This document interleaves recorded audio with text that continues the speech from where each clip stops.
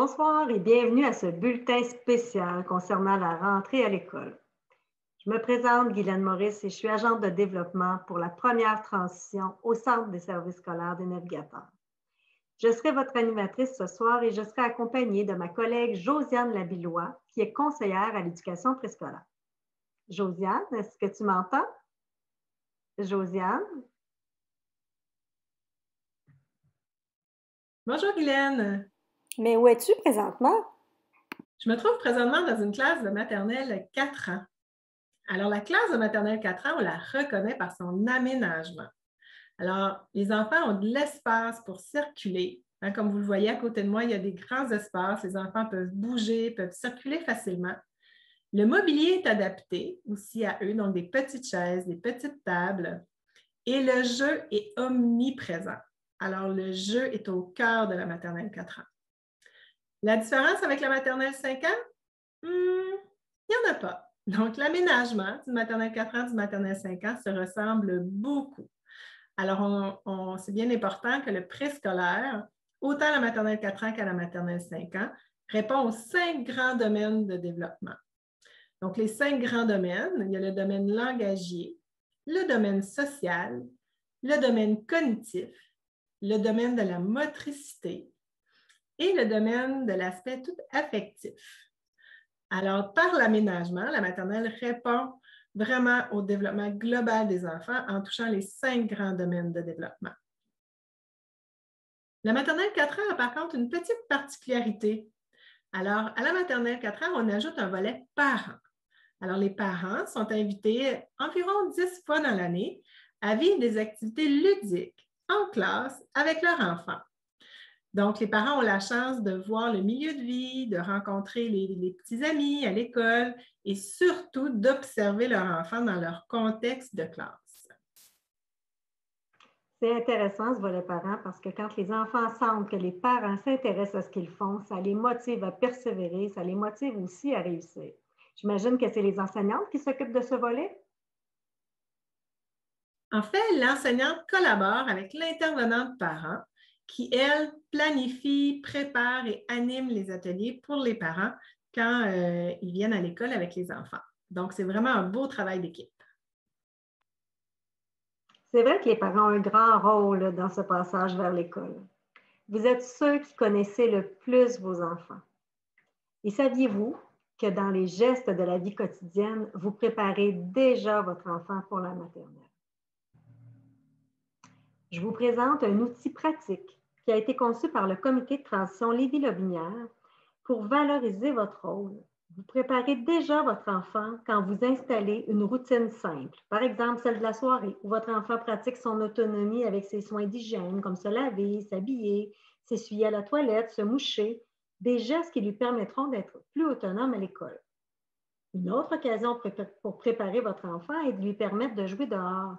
Il va développer sa motricité fine, sa motricité globale en grimpant, en sautant, en plus de s'amuser avec d'autres enfants. Chaque carte a son endos avec un aide-mémoire pour vous aider à noter les informations importantes. Une autre façon, Guylaine, qui peut être intéressante aussi de préparer les enfants à la rentrée, c'est de leur expliquer les ressemblances et les différences entre l'école et leur milieu de garde actuel. Alors, comme à la garderie, à l'école, les enfants vont avoir accès à des jeux à l'extérieur. Ils vont avoir accès à du bricolage, à des jeux de table. Ils vont pouvoir chanter des chansons, lire des livres. Et la sieste aussi va faire partie de la routine. Par contre, la grande différence, c'est le ratio. Donc, c'est le nombre d'enfants qui va être avec eux dans le groupe. À la maternelle 4 ans, c'est 17 enfants le maximum. Et à la maternelle 5 ans, c'est 19 enfants. Donc, le ratio, ça peut être un grand changement là, pour certains enfants. Aussi, il y a des enfants qui vont peut-être se transporter avec l'autobus. Alors, le transport scolaire, ça va être nouveau pour eux. La gestion de la boîte à lunch au service de garde le midi, ça, c'est une grande différence. Et l'horaire qui est un peu moins flexible aussi. Donc, à l'école, on se doit d'y être à la bonne heure le matin et on doit quitter à la fin de la journée. Donc, c'est les grandes différences là, avec le service de garde.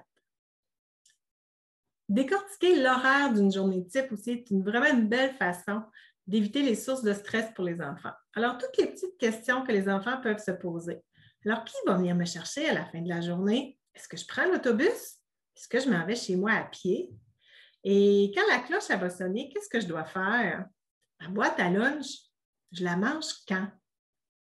C'est toutes des petites questions que des fois, dans la tête des enfants, ils peuvent se faire leur propre interprétation. Donc, c'est important d'y répondre. Cette première transition scolaire, elle est importante et c'est important de bien la planifier car même la recherche nous démontre que si un enfant s'adapte bien à son nouveau milieu et qu'il s'y sent bien, il aura plus de facilité avec toutes les autres transitions qu'il va vivre dans le futur. Alors, pour que cette transition se passe bien, on a tous un rôle à jouer. L'école va vous faire parvenir différentes activités que vous allez pouvoir vivre avec votre enfant pour préparer cette grande rentrée. Et en temps de pandémie, ce n'est pas les idées qui manquent. Vous allez voir, les équipes ont fait preuve d'une grande créativité. Pour les parents aussi, il y a des changements. Vous devrez adhérer à l'horaire de l'école, au calendrier scolaire. Les communications avec l'enseignante ou les autres intervenants scolaires se feront de façon différente pour échanger sur le développement de votre enfant. Et bien sûr, il y aura plus d'intervenants dans la vie de votre enfant, surtout s'il fréquente le service de garde scolaire. Un autre changement qui est important avec la rentrée scolaire, c'est la préparation de la boîte à lunch. Alors, si je peux me permettre, les parents, un petit truc, gardez ça simple. Hein? Et cet été, profitez des pique-niques au parc, des pique-niques à la maison pour utiliser la boîte à lunch, pour utiliser les plats que les enfants auront à l'école. Alors, de cette façon, ils vont pouvoir se pratiquer et se sentir en confiance quand ils auront à gérer tout seul là, leur boîte à lunch. Pour vous aider à suivre ce qui s'en vient jusqu'à l'entrée à l'école de votre enfant, je me permets de vous présenter un autre outil qui a été conçu par les centres de services scolaires de Chaudière-Appalaches. Ça démontre la belle trajectoire jusqu'à l'entrée à l'école et nous sommes maintenant au temps 3, celle où les familles se familiarisent avec l'école, les personnes, les lieux, à travers des activités virtuelles que l'école va vous proposer et des informations que vous allez recevoir jusqu'à l'entrée à l'école. Donc, à l'été, vous recevrez l'horaire et la liste de matériel à vous procurer. N'hésitez pas à faire participer votre enfant avec vous aussi, soit dans l'achat du matériel ou même dans son identification. Pendant l'été, allez visiter la cour d'école, jouer et parler positivement de l'école. On vous invite aussi à présenter à l'école les forces et les défis de votre enfant. Et une bonne idée serait aussi de partager le portrait du développement de votre enfant qui vous a été remis par le milieu de garde qu'il fréquentait. À l'entrée scolaire, on vous invite à collaborer avec les intervenants de l'école pour soutenir votre enfant aussi dans son intégration et son parcours scolaire. Et pour aller plus loin, vous pouvez toujours consulter le site de Bientôt à l'école que vous allez retrouver sur la page Internet du Centre de services scolaires des navigateurs. Alors, sur ce site, vous allez retrouver plein de ressources, des capsules vidéo, des lectures pour bien vous préparer, vous, en tant que parent, et aussi pour vous donner des pistes de réflexion pour la grande rentrée à l'école. Merci, Josiane, pour toutes ces informations. Et vous, les parents, si vous avez des questions ou des préoccupations concernant la rentrée scolaire de votre enfant, n'hésitez pas à communiquer avec la direction de l'école. Je vous souhaite à tous un bel été et une belle rentrée scolaire.